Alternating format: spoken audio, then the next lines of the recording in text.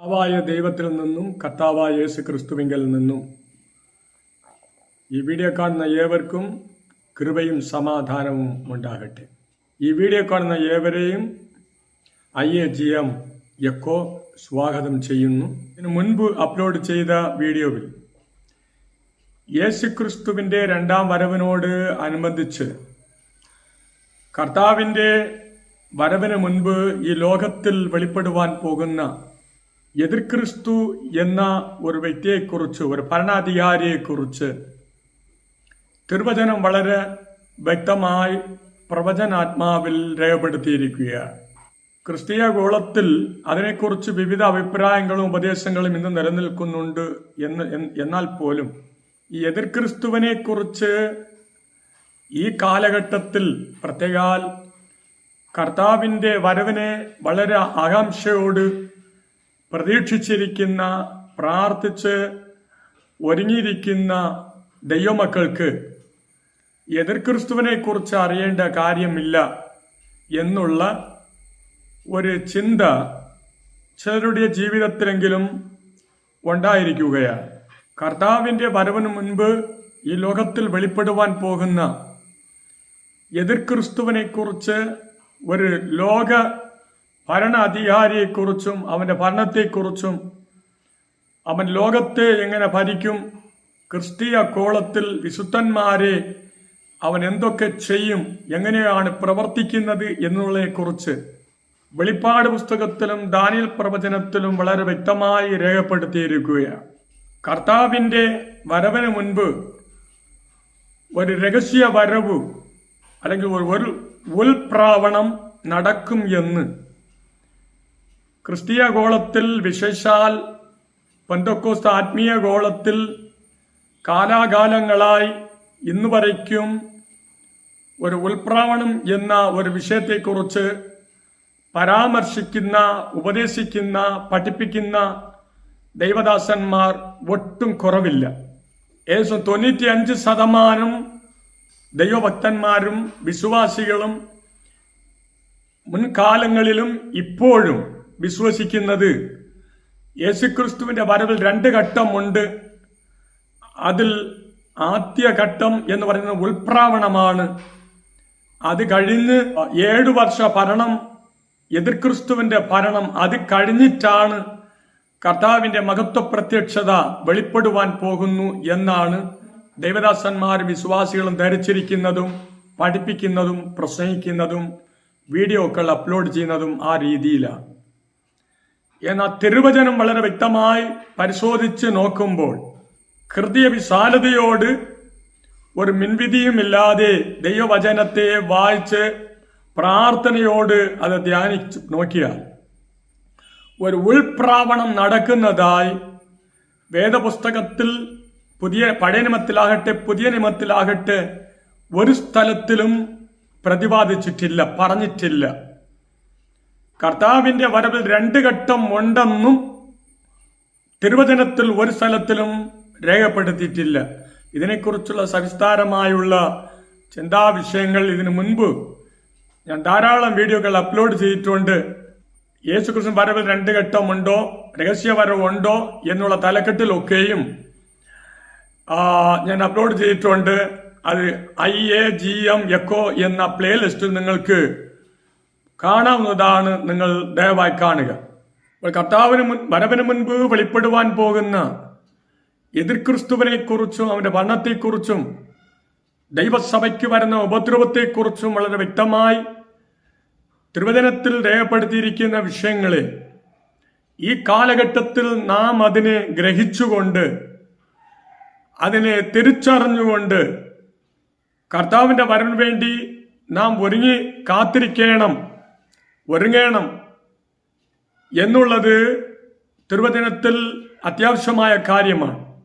ഇന്നത്തെ കാലഘട്ടം എന്ന് പറയുന്നത് എതിർക്രിസ്തു വെളിപ്പെടുവാൻ പോകുവാനുള്ള എല്ലാ കാര്യങ്ങളും അതിൻ്റെ നിലയിൽ മുൻപോട്ട് പോയിക്കൊണ്ടിരിക്കുന്നു എന്ന് നാം മനസ്സിലാക്കി ഈ കാലഘട്ടത്ത് കർത്താവിന് വേണ്ടി ഒരുങ്ങേണ്ടത് അത്യാവശ്യമാണ്. കർത്താവിന്റെ വരവിന് മുൻപ് വെളിപ്പെടുവാൻ പോകുന്ന എതിർക്രിസ്തുവിനെ കുറിച്ച് നാം അറിയേണ്ട കാര്യമില്ല. കാരണം അതിനു മുൻപ് ഉൽപ്രാവണം എന്ന് പറയുന്ന രഹസ്യവരവിൽ നാം എടുക്കപ്പെടുമല്ലോ.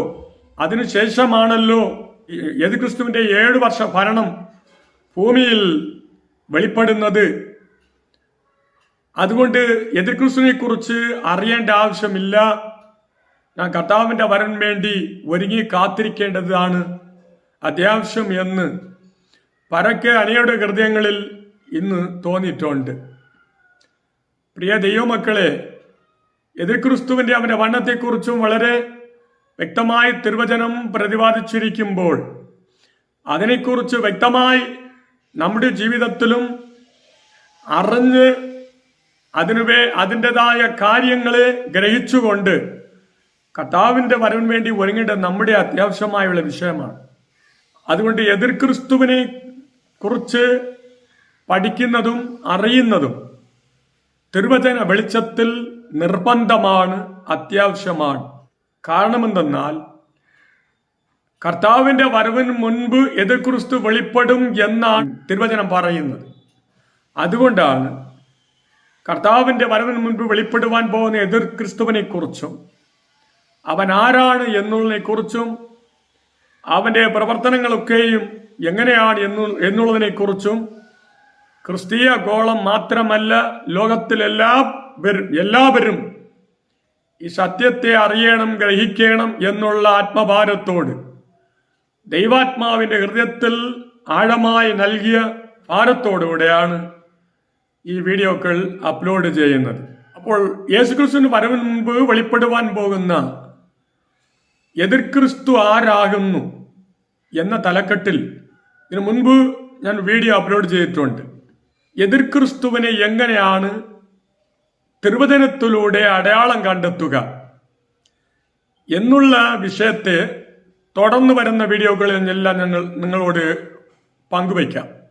എന്നാൽ ഈ വീഡിയോയിൽ യേശുക്രിസ്തുവിനെ അടയാളം കണ്ടെത്തുന്നത് എങ്ങനെ, അവന്റെ സ്വഭാവങ്ങൾ എങ്ങനെ ആയിരിക്കുന്നു എന്ന് തിരുവചനം എന്താണ് പറയുന്നത്, അതിനെക്കുറിച്ചാണ് ഈ വീഡിയോയിൽ നിങ്ങളോട് പങ്കുവയ്ക്കുവാൻ ക്രിസ്തുവിൽ ഞാൻ ശരണപ്പെടുന്നത്.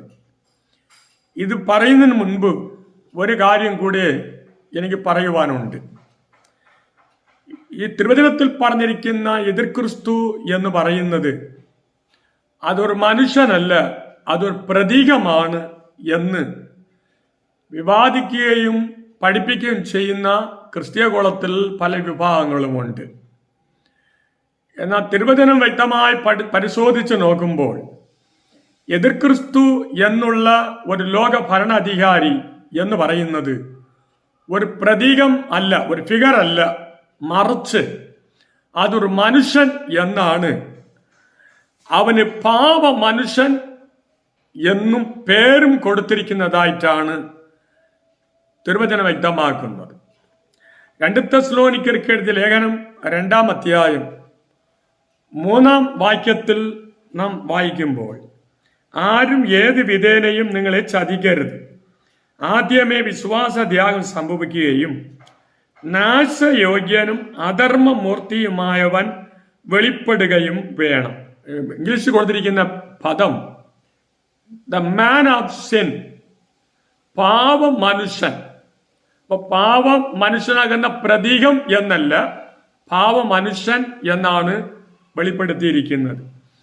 തന്നെയുമല്ല, ദാനിയേൽ പ്രവചനം 11-ാം അധ്യായം 36-37 വാക്യങ്ങളിൽ പഠിക്കുമ്പോഴും അവിടെ ഒരു മനുഷ്യൻ എന്ന രീതിയിലാണ് പറഞ്ഞിരിക്കുന്നത്, അല്ല അതൊരു പ്രതീകം എന്നല്ല പറഞ്ഞിരിക്കുന്നത്.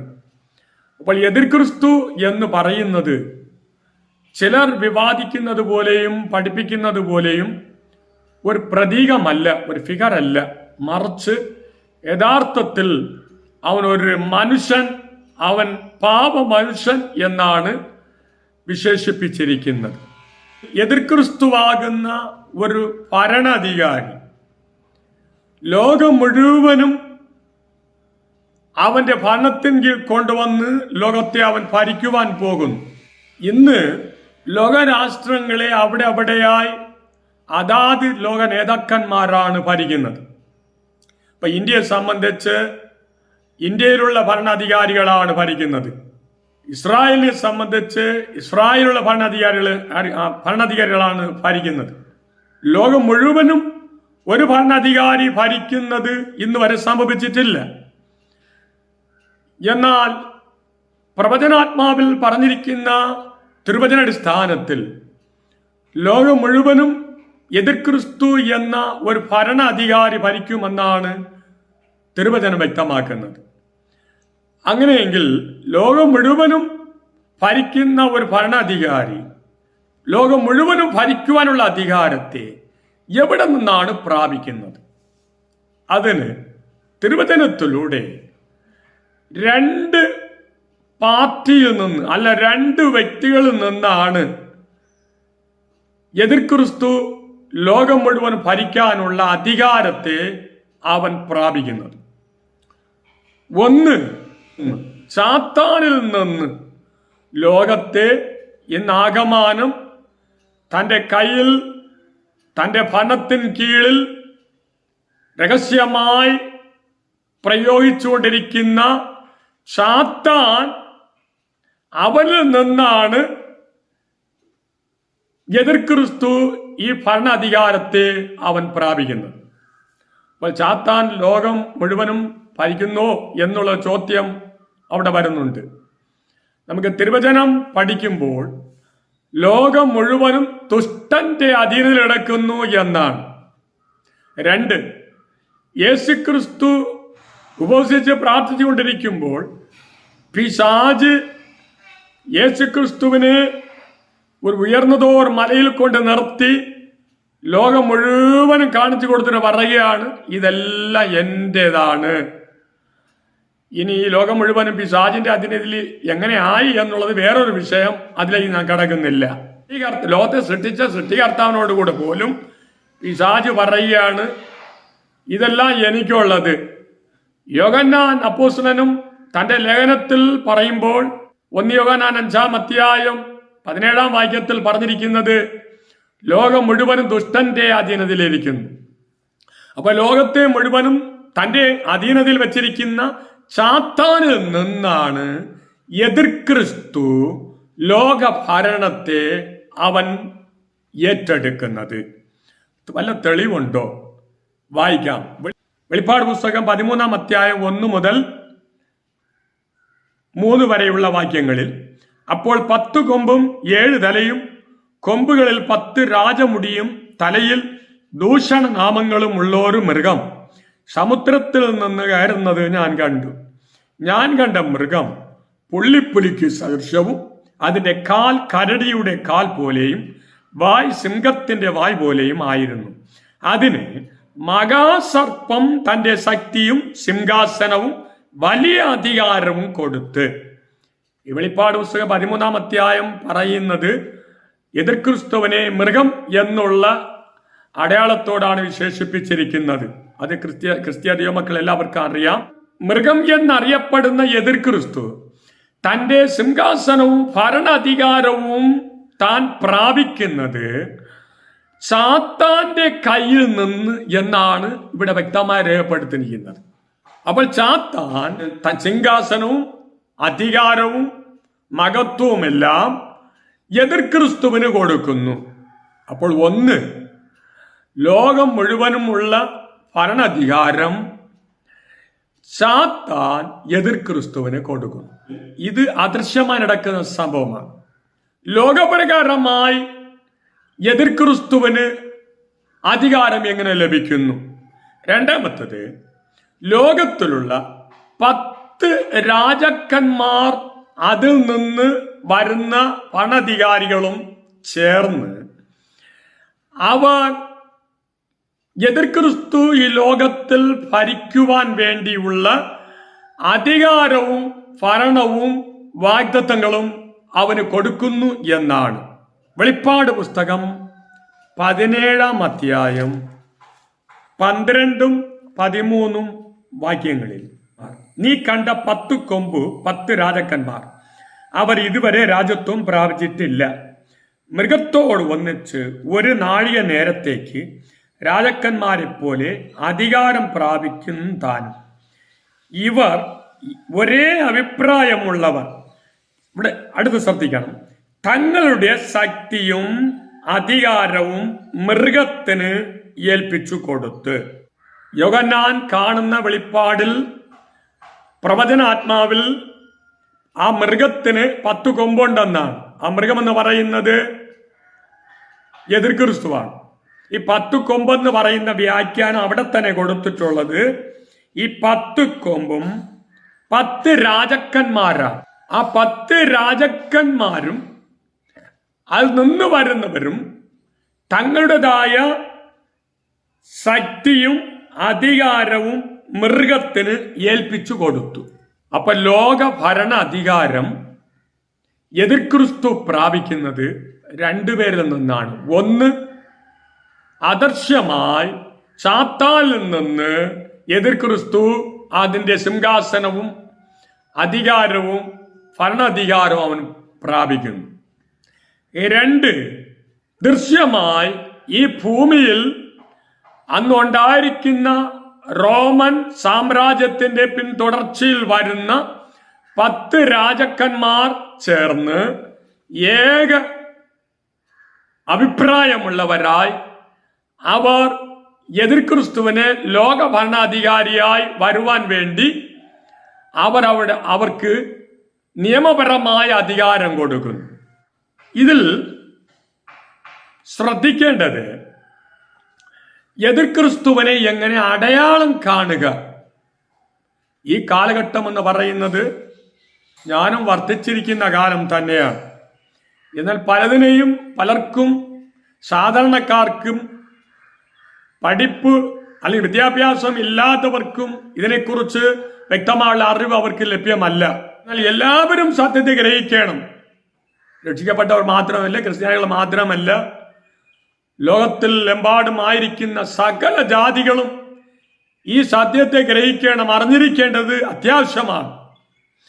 അതുകൊണ്ട് ലോകത്തിൽ വെളിപ്പെടുവാൻ പോകുന്ന എതിർ ക്രിസ്തുവിനെ എങ്ങനെ അടയാളം കാണുക എന്നുള്ളതിന്റെ ഒരു ഭാഗം മാത്രമേ നിങ്ങൾ പങ്കുവയ്ക്കാം. തിരുവചനത്തിലൂടെ അടയാളം കണ്ടെത്താവുന്ന ഒന്നാമത്തെ കാര്യം എതിർ ക്രിസ്തുവിൽ കാണപ്പെടുന്ന സ്വഭാവങ്ങൾ. ബാക്കിയുള്ള കാര്യങ്ങളെല്ലാം അടുത്തടുത്ത് വരുന്ന വീഡിയോകളിൽ ഞാൻ നിങ്ങൾ പങ്കുവയ്ക്കാം. അപ്പോൾ ആദ്യം അവന്റെ സ്വഭാവങ്ങളിലൂടെ ഏകദേശം അവൻ ആരാണ് എന്ന് നമുക്ക് അടയാളം കണ്ടെത്താൻ കഴിയും. ഒന്ന്, അവൻ ഉഗ്രഭാവമുള്ള മനുഷ്യനായിരിക്കും. ക്രൂരതയേറിയ ഭാവം. നമുക്ക് ദാനിയേൽ പ്രവചനം 8-ാം അധ്യായം 23 മുതൽ ഉള്ള വാക്യങ്ങൾ നാം വായിച്ചു നോക്കുമ്പോൾ, എന്നാൽ അവരുടെ രാജത്വത്തിന്റെ അന്ത്യകാലത്ത് അതിക്രമക്കാരുടെ അതിക്രമം തികയുമ്പോൾ ഉഗ്രഭാവവും ഉപായബുദ്ധിയും ഉള്ള ഒരു രാജാവ് എഴുന്നേൽക്കും. എതിർ ക്രിസ്തുവായി വെളിപ്പെടുവാൻ പോകുന്ന മനുഷ്യൻ, അവന്റെ സ്വഭാവം ഉഗ്രഭാവം ഉള്ള മനുഷ്യനായിരിക്കും. ഒരു ദയവ് ദാക്ഷിണ്യം എന്നുള്ളത് എതിർ ക്രിസ്തു കണ്ടെത്താൻ കഴിയുകയില്ല. ഇപ്പോഴുള്ള ഭരണാധികാരികളിൽ ഉഗ്രഭാവം ഉള്ള ധാരാളം ഭരണാധികാരികളുണ്ട്. ഒരു ദയവ് ദാക്ഷിണ്യമില്ലാതെ ഭരിച്ചവർ ലോകചരിത്രത്തിൽ ഉടനീളമുണ്ട്. ആ ഭരണാധികാരികൾക്കെല്ലാം ഉഗ്രഭാവത്തോട് ഭരണം നടത്തിയെങ്കിലും ചില സന്ദർഭങ്ങളിൽ അവർക്ക് മറ്റുള്ളവരോട് ഒരു ദയവ് ദാക്ഷിണ്യം ഉള്ള അനുഭവം ഉണ്ടായിരുന്നു. ഇന്നുള്ള ഭരണാധികാരികളിൽ അങ്ങനെ ലോക രാഷ്ട്ര തലവന്മാരിൽ എല്ലാവരും അങ്ങനെ ഉഗ്രഭാവം ഉണ്ടെങ്കിലും ദയ എന്നുള്ള ഒരു മനസ്സലിവ് എന്നുള്ള ഒരു ഭാഗമുണ്ട്. എതിർ ക്രിസ്തുവിൽ അവന്റെ സ്വഭാവത്തിൽ ഉഗ്രഭാവമുണ്ട് എന്ന് പറഞ്ഞാൽ ഒരു ദാക്ഷിണ്യം അവനിൽ കണ്ടെത്താനേ കഴിയുകയില്ല എന്നാണ് ബൈബിൾ പറയുന്നത്. അത് ദാനിയേൽ 8:23-25 വാക്യത്തിലും 11-ാം അധ്യായം 44-ാം വാക്യത്തിൽ വായിക്കുമ്പോഴും നമുക്കത് കാണാൻ കഴിയും. എന്നാൽ കിഴക്ക് നിന്നും വടക്കു നിന്നുമുള്ള വർത്തമാനങ്ങളാൽ അവൻ പരവശനാകും. അങ്ങനെ അവൻ പലരെയും നശിപ്പിച്ച് നിർമൂലനാശം വരുത്തേണ്ടതിന് മഹാക്രോധത്തോടെ പുറപ്പെടും. ഏത് മേഖലയിൽ, രാഷ്ട്രീയ മേഖലയിലായിരുന്നാലും ശരി, ഭരണ അധികാര മേഖലയിലായിരുന്നാലും ശരി, യുദ്ധത്തിലായിരുന്നാലും ശരി, ക്രിസ്ത്യാനികളാകുന്ന ദൈവമക്കളോടുള്ള വിഷയത്തിലായിരുന്നാലും ശരി, അവനെക്കുറിച്ച് പറയുന്നത് അവൻ പലരെയും നശിപ്പിച്ച് നിർമൂലനാശം വരുത്തേണ്ടതിന് മഹാക്രോധത്തോടെ പുറപ്പെടും എന്ന് പറഞ്ഞാൽ ഒരു ദയദാക്ഷനും അവനിൽ കണ്ടെത്താൻ കഴിയുകയില്ല. അപ്പൊ ഇത് ക്രിസ്തുവിന് അടയാളം കാണുന്ന സ്വഭാവത്തിലുള്ള ഒന്നാം സ്വഭാവം ഉഗ്രഭാവമുള്ള മനുഷ്യൻ. രണ്ടാമത്തത്, അവൻ ഉപായബുദ്ധിയുള്ള മനുഷ്യനായിരിക്കും. സാധാരണ ബുദ്ധിയല്ല, ഏത് നിലയിലും തന്ത്രപൂർവമായി പ്രവർത്തിക്കുന്ന ഉപായബുദ്ധിയുള്ള മനുഷ്യനായിരിക്കുമെന്ന് അതേ ദാനിയേൽ പ്രവചനം 8-ാം അധ്യായം 23-24 വാക്യങ്ങളിൽ, എന്നാൽ അവരുടെ രാജത്വത്തിന്റെ അന്ത്യകാലത്ത് അതിക്രമക്കാരുടെ അതിക്രമം തികയുമ്പോൾ ഉഗ്രഭാവവും ഉപായബുദ്ധിയും ഉള്ള ഒരു രാജാവ് എഴുന്നേൽക്കും. ഇന്ന് മനുഷ്യനിൽ, ഭരണാധികാരികളിൽ ബുദ്ധിയോട് പെരുമാറുന്ന പല രാഷ്ട്ര തലവന്മാരുണ്ട്. പക്ഷെ അവർ ഉഗ്രഭാവം ഉണ്ടായിരുന്നാലും ഉപായബുദ്ധിയോടുകൂടി അവർ പെരുമാറിയാലും ചില സമയത്തിന് സമാധാന അന്തരീക്ഷത്തിലേക്ക് നീങ്ങാനുള്ള അനുഭവമുള്ളവരായിട്ടാണ് ഇന്ന് ലോക രാഷ്ട്ര നേതാക്കന്മാരൊക്കെ ആയിരിക്കുന്നത്. പക്ഷെ എതിർ ക്രിസ്തുവിനെ സംബന്ധിച്ച് അവന്റെ സ്വഭാവത്തിൽ ഏത് വിഷയമെടുത്താലും തന്ത്രപൂർവമായി ഉപായബുദ്ധി ഉപയോഗിച്ച് അവൻ സർവ മേഖലയിലും അവൻ പ്രവർത്തിക്കും എന്നാണ് തിരുവചനം വ്യക്തമാക്കുന്നത്. അപ്പോൾ എതിർ ക്രിസ്തുവിന്റെ സ്വഭാവത്തിൽ രണ്ടാമത്തെ സ്വഭാവം ഉപായബുദ്ധി, തന്ത്രപൂർവമായി പ്രവർത്തിക്കുന്ന സ്വഭാവം. മൂന്നാമത്തത് എതിർ ക്രിസ്തുവിന്റെ സ്വഭാവം എന്ന് പറയുന്നത് തൻ്റെ ഹൃദയത്തിൽ അവൻ തന്നെത്താൻ ഉയർത്തുന്ന മനുഷ്യൻ. തന്നെ കവിഞ്ഞ് വേറെ ആരുമില്ല, തന്നെ കവിഞ്ഞ് തനിക്ക് മുകളിൽ വേറെ ആരെയും അവൻ അനുവദിക്കത്തുമില്ല. അങ്ങനെയുള്ള ഒരു സ്വഭാവം അവനിൽ ഉണ്ടാകും എന്ന് ദാനിയേൽ പ്രവചനം 8-ാം അധ്യായം 25-ാം വാക്യത്തിൽ കാണാം. അവൻ നയബുദ്ധിയാൽ, ശ്രദ്ധിക്കണമേ, അവൻ നയബുദ്ധിയാൽ തൻ്റെ ഉപായം സാധിപ്പിക്കുകയും സ്വഹൃദയത്തിൽ വമ്പ് ഭാവിച്ച് നിശ്ചിന്തയോട് ഇരിക്കുന്ന പലരെയും നശിപ്പിക്കുകയും കർത്താവിനോടുകൂടെ എതിർത്ത് നിൽക്കുകയും ചെയ്യുന്നു. തൻ്റെ സ്വഹൃദയത്തിൽ വമ്പ് ഭാവിച്ച്, അപ്പൊ അവന്റെ സ്വഭാവം തൻ്റെ ഹൃദയത്തിൽ തന്നെത്താൻ മാഗ്നിഫൈ ചെയ്യുക. തന്നെ കവിഞ്ഞ് ആരുമില്ല. സാത്താന്റെ സ്വഭാവമാണ്. തന്നെ കവിഞ്ഞ് ആരുമില്ല, തന്നെ കവിഞ്ഞ് തൻ്റെ മേൽ വേറെ ആരെയും അവൻ അനുവദിക്കത്തുമില്ല. അങ്ങനെയുള്ള സ്വഭാവമായിരിക്കും എതിർ ക്രിസ്തു. അങ്ങനെയെങ്കിൽ അന്ന് ലോകത്തിൽ ഭരണത്തിലിരിക്കുന്ന ഏതു ഭരണാധികാരിയും ഇദ്ദേഹത്തിന്റെ മുകളിൽ ഒരു കാര്യം നിശ്ചയിക്കാനോ ചെയ്യാനോ കഴിയുകയില്ല. ഇദ്ദേഹത്തിന് മുകളിൽ ഒരാലോചന പോലും പറഞ്ഞു കൊടുക്കുവാൻ കഴിയത്തില്ല. എതിർ ക്രിസ്തുവിന്റെ ഹൃദയത്തിൽ താൻ നിശ്ചയിക്കുന്നത് എന്നെ കവിഞ്ഞ് ഒരു വ്യക്തിയും ഇല്ല എന്നുള്ള അഹങ്കാരഭാവത്തോട് പ്രവർത്തിക്കുന്ന ഒരു മനുഷ്യനാകും എതിർ ക്രിസ്തു. അവൻ വമ്പ് ഭാവിക്കുന്ന മനുഷ്യനായിരിക്കും. അതേ കാര്യം തന്നെ ദാനിയേൽ 11-ാം അധ്യായം 36-ാം വാക്യത്തിൽ രാജാവ് ഇഷ്ടം പോലെ പ്രവർത്തിക്കും, അവൻ തന്നെത്താൻ ഉയർത്തി.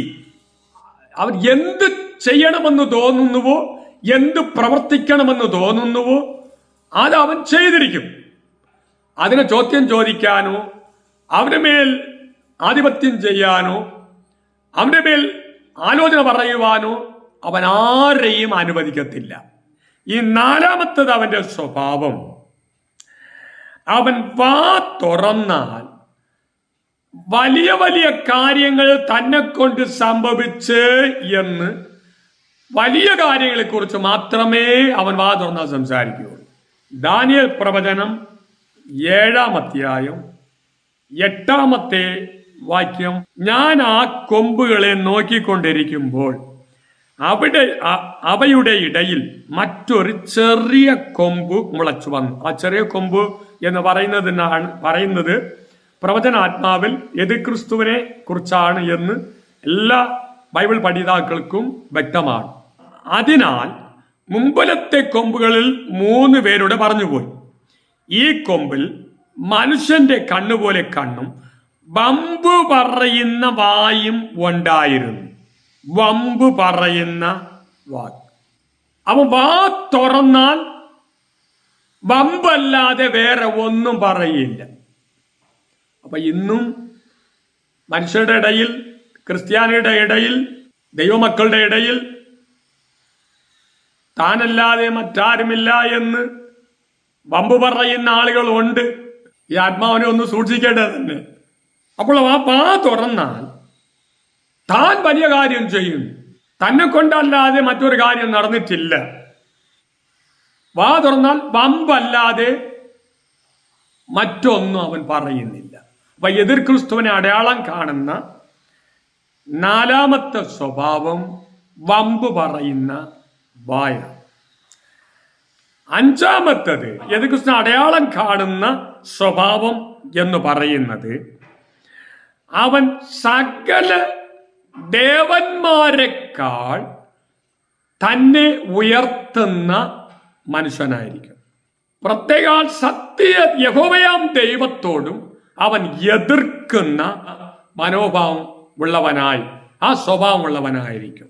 അതിന് ദാനിയേൽ പ്രവചനം 11-ാം അധ്യായം 36-ാം വാക്യത്തിൽ രാജാവ് ഇഷ്ടം പോലെ പ്രവർത്തിക്കും, അവൻ തന്നെത്താൻ ഉയർത്തി ഏത് ദേവനും മേലായി മഹത്വീകരിക്കുകയും ദൈവാദി ദൈവത്തിന് നേരെ അപൂർവ കാര്യങ്ങളെ സംസാരിക്കുകയും ചെയ്യും.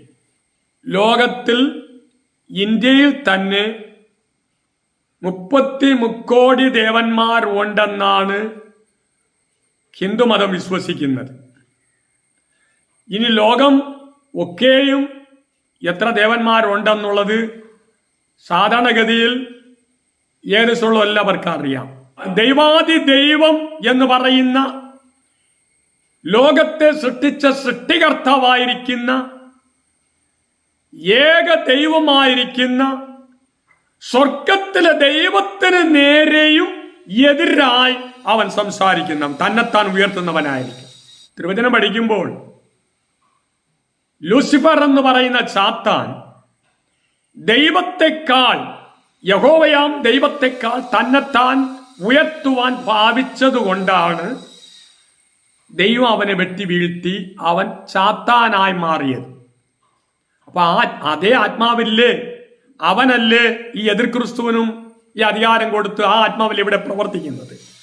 അതുകൊണ്ട് ലോകത്ത് കാണപ്പെടുന്ന കോടാനുകോടി ദേവന്മാരെന്നറിയപ്പെടുന്നവർ, അത് അവരുടെ മുകളിൽ സ്വർഗത്തിലിരിക്കുന്ന സ്വർഗത്തിലെ യഹോവയാം ദൈവത്തിന് നേരെയും എതിരായും തന്നെത്താൻ ഉയർത്തുന്നവനായിരിക്കും. ദാനിയേൽ 8-ാം അധ്യായം 11-ാം വാക്യം വായിച്ചാൽ അത് സൈന്യത്തിന്റെ അധിപതിയോളം തന്നെ താൻ വലുതാക്കി അവനുള്ള നിരന്തര ഹോമയാഗം അപകരിക്കുകയും അവന്റെ വിശുദ്ധ മന്ദിരം ഇടിച്ചു കളയുകയും ചെയ്യും.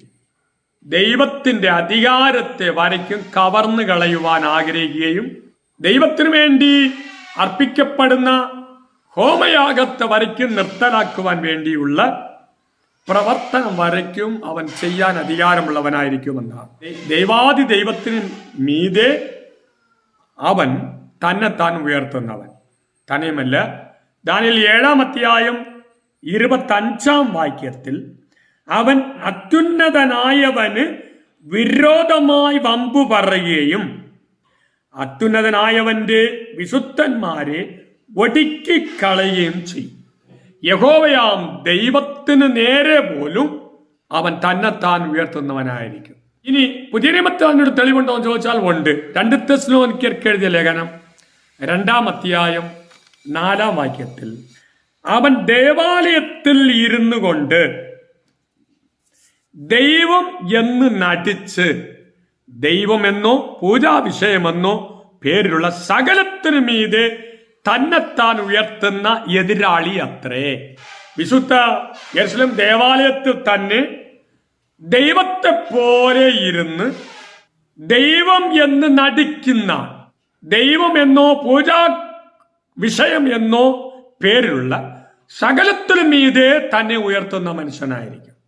ഇനി 6-ാമത്തത് അവന്റെ സ്വഭാവം, യെരുശലേം ദേവാലയത്തിൽ തന്നെ അവൻ ദൈവത്തെ പോലെ ഇരിക്കുന്നവൻ. അതാണ് 2 തെസ്സലോനിക്കർ 2:4.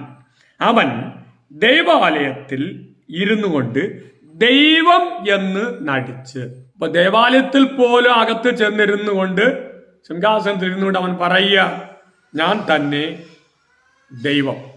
സകലത്തെ സൃഷ്ടിച്ച ദൈവാദി ദൈവത്തിന് മീതെ, യഹോവയാം ദൈവത്തിന് മീതെ, ദൈവത്തിന് സമമായി അവൻ തന്നെ മാറ്റുന്ന സ്വഭാവം ഉള്ളവനായിരിക്കും.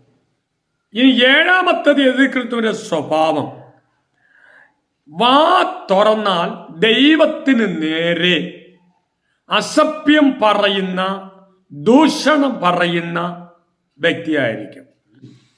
വെളിപ്പാട് 13:5-6 വാക്യങ്ങളിൽ വമ്പും ദൂഷണവും സംസാരിക്കുന്ന വായ് അതിന് ലഭിച്ചു. ദാനിയേൽ പ്രവചനം വായിക്കുമ്പോൾ അവിടെയും പറഞ്ഞിട്ടുണ്ട്, അവൻ അത്യുന്നതിന് നേരെ വമ്പും ദൂഷണവും പറയുന്ന വായാണ്. അപ്പോൾ ഇന്ന് ദൈവമക്കളായ നാം അല്പം ഒന്ന് ശ്രദ്ധിച്ചോണമേ. വമ്പും ദൂഷണം പറയുമ്പോൾ ആത്മാവ് ഏതെന്ന് വളരെ ശ്രദ്ധിച്ചോണം. അപ്പോൾ എതിർ ക്രിസ്തുവിന്റെ സ്വഭാവം ദൈവത്തിന് എതിരായി വമ്പും ദൂഷണവും അവൻ ഉപയോഗിച്ചു കൊണ്ടേയിരിക്കും. ഇനി 8-ാമത്തത് അവന്റെ സ്വഭാവം, തന്റെ പിതാക്കന്മാരുടെ ദൈവത്തെ പോലും അവൻ ഗണ്യമാക്കുകയില്ല. ദാനിയേൽ പ്രവചനം 11-ാം അധ്യായം 37-ാം വാക്യം, അവൻ എല്ലാറ്റിനും മേലായി തന്നെത്താൻ മഹത്വീകരിക്കുകയാൽ തന്റെ പിതാക്കന്മാരുടെ ദേവന്മാരെയും സ്ത്രീയുടെ ഇഷ്ടദേവനെയും യാതൊരു ദേവനെയും അവൻ കൂട്ടാക്കുന്നില്ല. യെരുശലേം ദേവാലയത്തിൽ പോയി തന്നെ സിംഹാസനം ഇട്ടിട്ട് അതിന്മേൽ ഇരുന്നിട്ട് പറയുകയാണ്, ഞാൻ തന്നെ ദൈവം. അങ്ങനെ പറയുന്നവൻ പിന്നെ അവന്റെ പിതാക്കന്മാരു സേവിച്ച ഏതൊരു ദേവന്മാരെയും, വിശേഷാൽ യഹോവയാം സൃഷ്ടികർത്താവാം ദൈവത്തെ പോലും അവൻ കൂട്ടാക്കാത്ത സ്വഭാവമുള്ളവനായിരിക്കും. ഒറ്റ ദേവന്മാരെയും അവൻ കൂട്ടാക്കില്ല, ബഹുമാനം കൊടുക്കുകയില്ല. ഇനി 9-ാമത്തത് അവന്റെ സ്വഭാവം എന്ന് പറയുന്നത്, സ്ത്രീകളുടെ സ്നേഹത്തെ പോലും അവൻ കൂട്ടാകില്ല.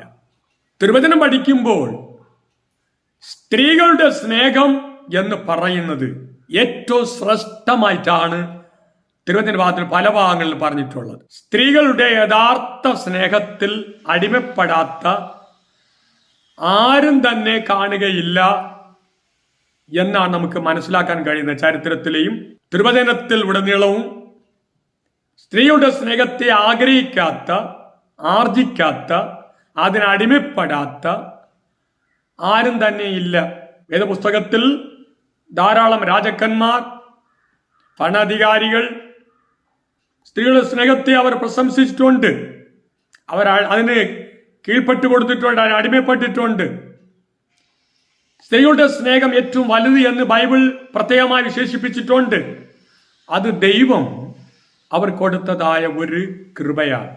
പക്ഷേ എതിർക്രിസ്തുവിനെ സംബന്ധിച്ച് ഏതൊരു സ്ത്രീയുടെ സ്നേഹത്തെയോ സൗന്ദര്യത്തെയോ അവൻ കൂട്ടാക്കുകയോ അങ്ങനെയുള്ള ഏത് സ്ത്രീയുടെ സ്നേഹത്തിനും അവൻ അടിമപ്പെടുന്ന കൂട്ടാക്കുന്ന സ്വഭാവം ഉള്ളവനായി ഇരിക്കുകയില്ല.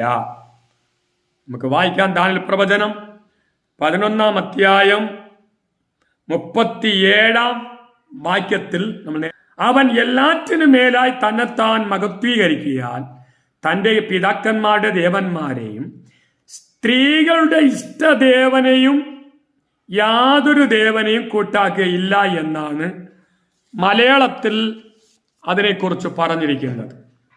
എന്നാൽ തമിഴ് ഭാഷയിൽ ദാനിയേൽ പ്രവചനം 11-ാം അധ്യായം അതിന്റെ 37-ാം വാക്യത്തിൽ അല്പ വ്യത്യാസം പറഞ്ഞിട്ടുണ്ട്.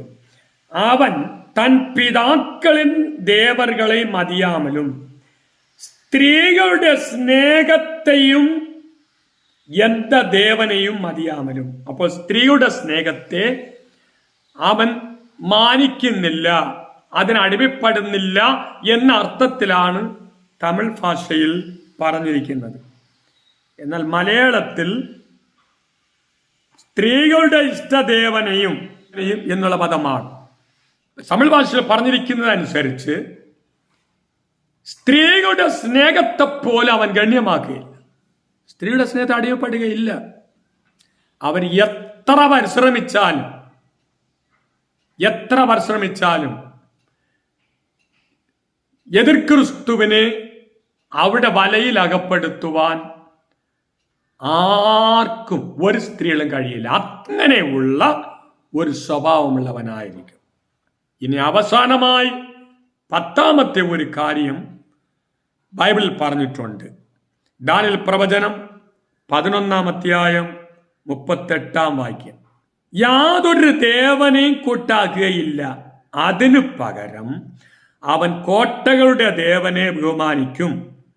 അവന്റെ പിതാക്കന്മാർ അറിയാത്ത വേറൊരു ദേവനെ അവൻ പൊന്നുകൊണ്ടും വെള്ളി കൊണ്ടും രത്നങ്ങൾ കൊണ്ടും മനോഹര വസ്തുക്കൾ കൊണ്ടും ബഹുമാനിക്കുകയും ചെയ്യും. 10-ാമതായ അവന്റെ ഒരു പ്രത്യേക സ്വഭാവം, തന്റെ മുற்പിതാക്കന്മാർ അറിയാത്ത ദേവന്മാരെ പൊന്നുകൊണ്ടും വെള്ളി കൊണ്ടും വിലയേറിയ വസ്തുക്കൾ കൊണ്ടും അവൻ എന്തു ചെയ്യുന്നു? ബഹുമാനിക്കുന്നു. ആ നിലയിൽ ചിന്തിക്കുമ്പോൾ ദാനിയേൽ പ്രവചനം പഠിക്കുമ്പോൾ നെബൂഖദ്നേസർ രാജാവ് 2-ാം അധ്യായത്തിൽ വലിയൊരു ബിംബം കാണുകയാണ്. അവൻ കണ്ട ബിംബം പോലെ അതേ തരത്തിലുള്ള ഒരു ബിംബത്തെ ദൂര എന്ന് പറയുന്ന പ്രതലത്തിൽ അവൻ നിർത്തി സകല ജനങ്ങളെയും മുട്ടുകുത്തി നമസ്കരിപ്പാൻ, ആരാധിപ്പാൻ വേണ്ടി അവൻ നിർബന്ധിച്ചു എന്ന് ദാനിയേൽ പ്രവചനം 6-ാം അധ്യായത്തിൽ വായിക്കുമ്പോൾ നമുക്കത് കാണാം. അപ്പൊ അങ്ങനെയെങ്കിൽ എതിർക്രിസ്തുവും അവരുടെ പിതാക്കന്മാർ അറിയാത്ത പൊന്നുകൊണ്ടും വെള്ളി കൊണ്ടും വിലയേറിയ വസ്തുക്കൾ കൊണ്ടും ഉണ്ടാക്കുന്ന ഒരു ബിംബത്തെ വച്ച് അതിനെ അവൻ ബഹുമാനിക്കും എന്ന്, അങ്ങനെയുള്ള സ്വഭാവമുള്ളവനായിരിക്കും എന്നാണ് തിരുവചനം വ്യക്തമാക്കുന്നത്. അപ്പോൾ എതിർക്രിസ്തുവിനെ അടയാളം കണ്ടെത്തുന്നത് എങ്ങനെ? ഒന്ന്, അവന്റെ സ്വഭാവങ്ങളിലൂടെ. ഏതൊക്കെ സ്വഭാവമാണ് എതിർക്രിസ്തുവിനെ അടയാളം കാട്ടുന്നത്? ഒന്ന്, അവൻ ഉഗ്രഭാവമുള്ളവനായിരിക്കും. 2, ഉപായ ബുദ്ധിയുള്ളവനായിരിക്കും. 3, തൻ്റെ ഹൃദയത്തിൽ അവൻ തന്നെത്താൻ ഉയർത്തുന്നവനായിരിക്കും. 4, അവൻ വാ തുറന്നാൽ വലിയ കാര്യങ്ങൾ, തൻ്റെ വലിയ കാര്യങ്ങൾ, മഹത്വ കാര്യങ്ങൾ അല്ലാതെ മറ്റൊന്നും പറയുകയില്ല. 5, അവൻ ഏത് ദേവന്മാരെക്കാളും സത്യദൈവത്തെക്കാളും തന്നെത്താൻ ഉയർത്തുന്നവനായിരിക്കും. ദൈവത്തിന് നേരെ പോലും തന്നെത്താൻ ഉയർത്തുന്നവനായിരിക്കും. 6, ദൈവത്തിൻ്റെ ആലയത്തിൽ അവൻ ദൈവം എന്നതുപോലെ അവൻ ആയിരിക്കും. ദൈവം എന്ന് പറയും. 7, സത്യദൈവത്തിന് എതിരായി അവൻ വമ്പും ദൂഷണവും പറയുന്ന വ്യക്തിയായിരിക്കും. 8, മുற்പിതാക്കന്മാരുടെ ദേവന്മാരെ അവൻ ബഹുമാനിക്കത്തില്ല. 9, സ്ത്രീകളുടെ സ്നേഹത്തിന് പോലും അവൻ അടിമപ്പെടുന്ന സ്വഭാവമുള്ളവനായിരിക്കുകയില്ല. 10, തൻ്റെ പിതാക്കന്മാർ അറിയാത്ത ദേവന്മാർ ഒത്ത ഒരു ബിംബത്തെ വെള്ളി കൊണ്ടും പൊന്നുകൊണ്ടും വിലയേറിയ വസ്തു കൊണ്ടും നിർമ്മിച്ച് അതിനെ ബഹുമാനിക്കുന്ന സ്വഭാവമുള്ളവനായിരിക്കും. വരുന്ന കാലഘട്ടങ്ങളിൽ ലോക ഭരണാധികാരിയായി വെളിപ്പെടുവാൻ പോകുന്ന വ്യക്തിയെ ക്രിസ്തീയ ഗോളത്തിൽ ആകട്ടെ രാഷ്ട്രീയ ഗോളത്തിലാകട്ടെ അടയാളം കാണുക എന്ന് പറയുന്ന വളരെ ബുദ്ധിമുട്ടുള്ള കാര്യമാണ്. അതുകൊണ്ട് ക്രിസ്ത്യാനികളായിരിക്കുന്ന ദൈവമക്കളായിരിക്കുന്ന വിശ്വാസികളായിരിക്കുന്ന ദൈവമക്കൾ യേശുക്രിസ്തുവിനെ അടയാളം കാണുന്നത് 1, അവന്റെ സ്വഭാവവിശേഷണങ്ങൾ. അപ്പൊ യേശുക്രിസ്തു വെളിപ്പെടുവാനുള്ള കാലഘട്ടങ്ങൾ ഏറ്റവും ആഗതമായി കൊണ്ടിരിക്കുകയാണ്. ലോക സംഭവങ്ങൾ അതിന് വഴി തെളിയിച്ചുകൊണ്ടിരിക്കുകയാണ്. സമയമില്ലാത്തതുകൊണ്ട് ഞാൻ അതിനെ വിശദീകരിക്കുന്നില്ല. വരുന്ന വീഡിയോകൾ അതിനെക്കുറിച്ച് എല്ലാം പറയാം. അപ്പൊ ഈ കാലഘട്ടത്തിൽ യേശുക്രിസ്തു ആരാണ് എന്ന് ഒന്നാമത് അവന്റെ സ്വഭാവങ്ങൾ വെച്ച് ഏകദേശ അടയാളം കണ്ടെത്തുവാൻ കഴിയും. അവന്റെ ഭരണകാലത്തിൽ ഉൾപ്പെടുമ്പോൾ അതൊന്ന് തെറ്റി ഒഴിയുവാൻ ക്രിസ്തുവിന്റെ ബലം ഈ കാലഘട്ടത്ത് ധരിക്കേണ്ടത് അത്യാവശ്യമാണ്. കാരണം ആർക്കും പ്രവർത്തിച്ചു കൂടാത്ത ഒരു രാത്രി വരുന്നെന്നാണ് യേശു ക്രിസ്തു പറഞ്ഞത്. ആ രാത്രി ഇതാ വന്നുകൊണ്ടിരിക്കുകയാണ്, ഏകദേശം അടുത്തുകൊണ്ടിരിക്കുകയാണ്. അവൻ വെളിപ്പെടാനുള്ള ഏത് ലക്ഷണങ്ങളെല്ലാം സംഭവിച്ചുകൊണ്ടിരിക്കുകയാണ്. എന്നെ കേൾക്കുന്ന പ്രിയ ദൈവ പൈതലേ, എതിർ ക്രിസ്തുവിനെ കുറിച്ച് നമുക്ക് അറിയേണ്ട ആവശ്യമില്ല എന്നുള്ള ധാരണയിൽ നാം ഇരിക്കാതെ ക്രിസ്തുവിന്റെ വരവിന് വേണ്ടി നാം ഒരുങ്ങുമ്പോൾ അതിനു മുൻപ് വെളിപ്പെടുവാനുള്ള എതിർ ക്രിസ്തുവിൻ്റെതായ തന്ത്രങ്ങളിൽ നിന്ന് അണ്ണത്തിൽ നിന്നും തെറ്റി ഒഴിയാനുള്ള ആത്മബലവും കൃപയും നാം ഈ നാളുകളിൽ കർത്താവിനോട് ചോദിച്ച് സംഭരിച്ചുകൊണ്ട് കർത്താവിന്റെ വരവിന് വേണ്ടി നാം ഒരുങ്ങുവാൻ ഈ നാളുകളിൽ കർത്താവ് താൻ നമുക്ക് എല്ലാവർക്കും കൃപ നൽകട്ടെ. അടുത്ത് വരുന്ന വീഡിയോകളിൽ എതിർ ക്രിസ്തുവിനെ എങ്ങനെ അടയാളം കാണുക എന്നുള്ള അടുത്ത വീഡിയോവുമായി നമ്മളെ കാണുന്നവരേക്കും ക്രിസ്തു നമ്മ എല്ലാവരെയും കാത്തു പരിപാലിക്കട്ടെ. മാരനാഥ.